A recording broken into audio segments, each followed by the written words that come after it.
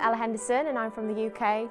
Yeah, at the moment I'm spending quite a bit of time out here in the US because my album and my music is all being released here, so it's kind of a crazy busy time and it's the promotion phase, but it's a lot of fun, you know. America's so huge, so vast, so it's very exciting that my music has the opportunity, you know, to be out here.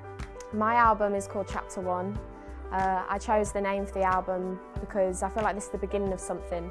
You know, this is me introducing myself to the world for the very first time, so I feel like having, you know, quite an opening title of a name for an album, you know, that was important to me. I mean, I always describe my album and my music as an open diary. Everything on there is very lyrically honest and everything's coming from me and from a very heartfelt place. You know, I've been so used to writing on my own growing up.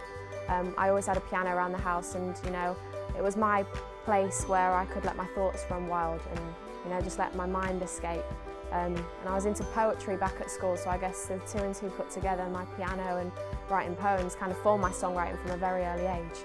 So I was very used to, you know, going into my little world, writing on my own. So to go into writing this album and being introduced to a studio environment where I was writing with other people. At the very beginning, I got to write down a list of names that, you know, I would dream of working with, and writers that are behind the scenes of the music industry that not many people would have even heard about.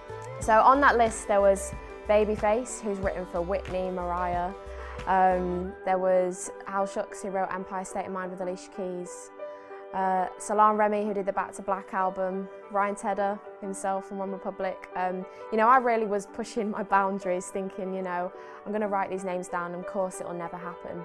And I look back now and every single one of them are on the record with me.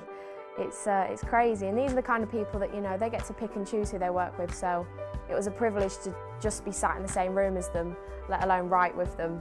Writing for me was something that I thought was not a lonely thing, but something that I thought was just for me, and only I really understood what I was talking about. But to know that I could share my thoughts and open up to people, you know, it's let me into this world where I feel very relaxed, very at home and at peace. And yeah, I guess my 2 years of writing was probably the best 2 years of my life so far, definitely.